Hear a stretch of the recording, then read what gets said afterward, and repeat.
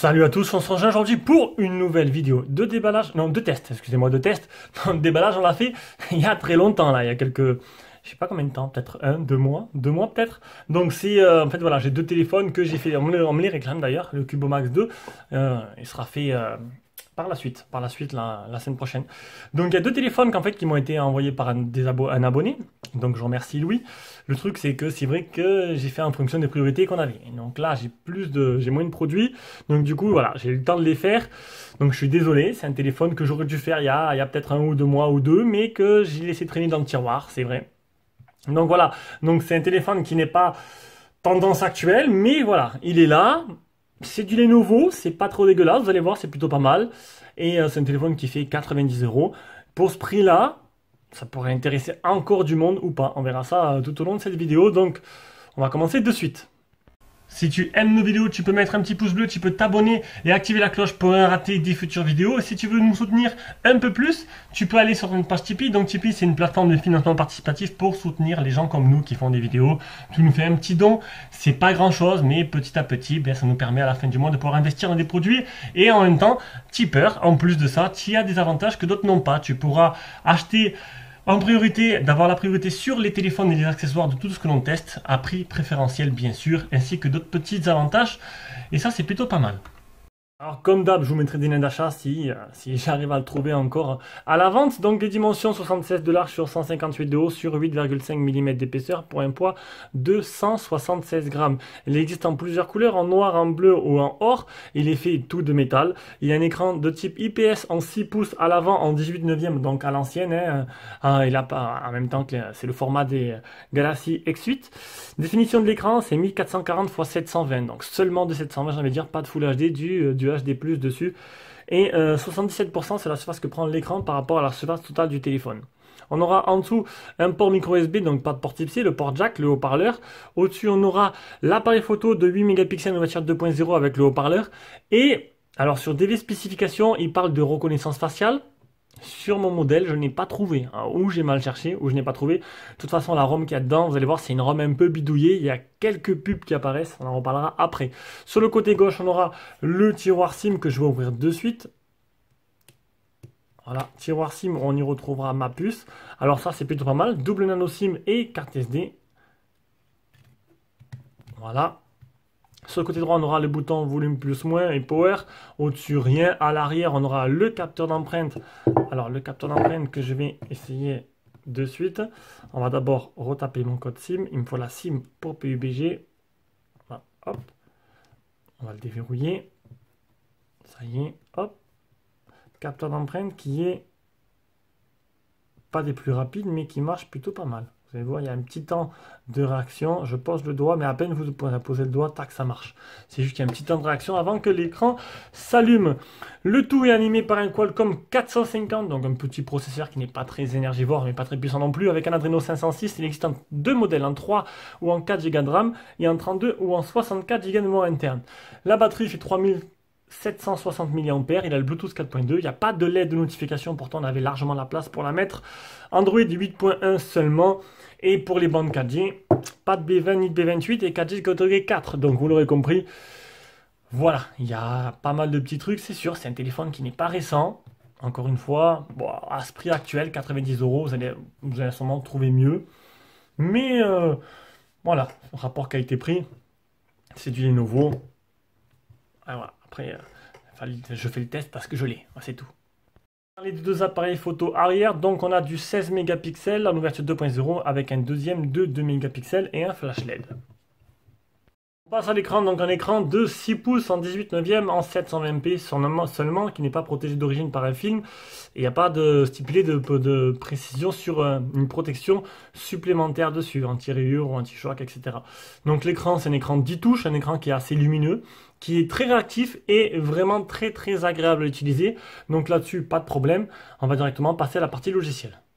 Partie logicielle, donc les capteurs de téléphone, accéléromètre, le champ magnétique, la boussole, le capteur de lumière, le capteur de proximité qui marche plutôt pas mal.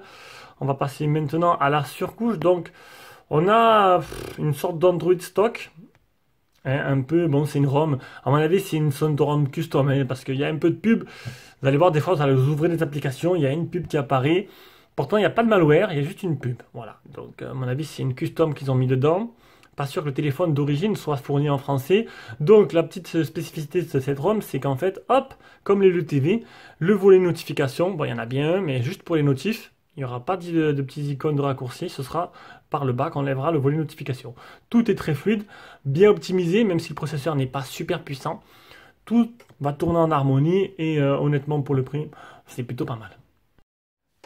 Allez, on passe au capture d'écran, donc le Antutu 71066, petit score pour petit processeur. Test de chauffe 32 degrés, très bien. Le PC marque 4365. Les Geekbench, le premier, le deuxième, le 10 touches pour l'écran, ça j'ai dit tout à l'heure. Il est certifié L3, donc il n'y a pas de HD sur les applications de streaming légales. L'anti-malware qui est propre. Le PUBG qui tourne en performance minimale, on va tester ça juste après. Il fait la volt. Il y a... Bon, ça c'est le truc rapide que je vous ai montré tout à l'heure, comme ça. Hop. Résolution Full HD, enregistrement d'écran. Après U-Touch, donc il y a les gestures, ça c'est plutôt bien parce que c'était pas très répandu avant. Le GPS test 3 mètres, 13 certifié sur 19. Et la batterie autonomie, donc GSAM c'est fermé, donc du coup j'ai utilisé, bon ça va, l'application d'origine est plutôt sympa, donc dernière charge complète il y a 14 heures. Et j'ai utilisé 3 heures l'écran allumé comme à mon habitude, et il me restait 60% d'utilisation, donc c'est un téléphone qui n'a pas une batterie qui est de 4000 ou 4500 mAh, mais qui a un petit processeur assez économique on va dire, et donc du coup un téléphone qui vous fera les 2 jours. Voilà. Un intérêt à PUBG, donc PUBG qui tourne en performance minimum. Hein, alors, le temps que... Hop là. Alors, je sais pas, j'ai pas essayé Fortnite, ça sert à rien. Possible qu'il soit compatible, hein, mais bon, on sait jamais, j'ai pas pensé à le faire. On va peut-être augmenter la luminosité. Non, la luminosité, c'est pas par là, j'ai oublié, c'est par en bas. Hop.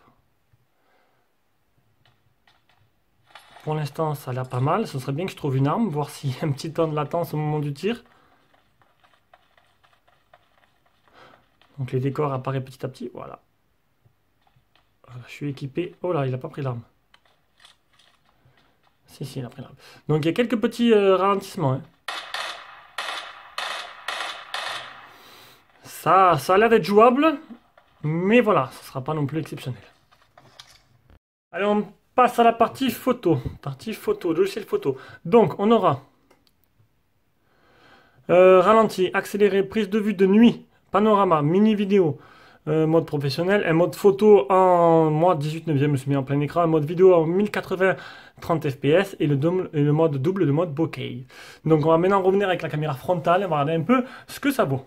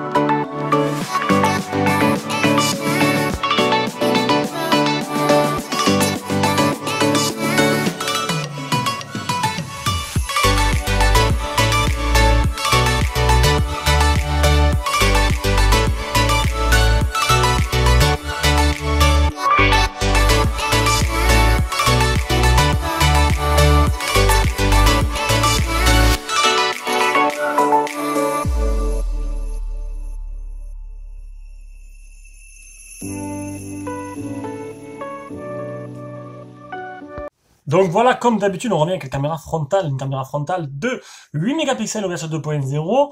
Donc du coup, voilà, vous allez voir ce que ça fait en vidéo et avec le son, surtout du haut-parleur, l'enregistrement. Donc en photo, donc on commence par le flash très bien calibré dans la salle de bain. Là c'est bon, mode nuit qui sert à rien. J'ai pas vu de différence entre le mode nuit et le mode normal, tout simplement.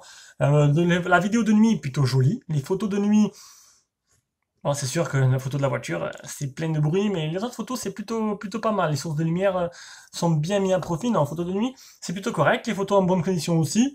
Le mode bokeh, j'ai mis à fond à 100%. Vous avez pu voir que le flou est bien respecté. Et le petit bonhomme, il est bien délimité. Donc niveau photo, c'est plutôt correct. Pour le prix, on va pas se plaindre. Allez, on arrive au dernier chapitre de ce test avec la partie son, le son communication qui est très bon. On va maintenant écouter le haut-parleur.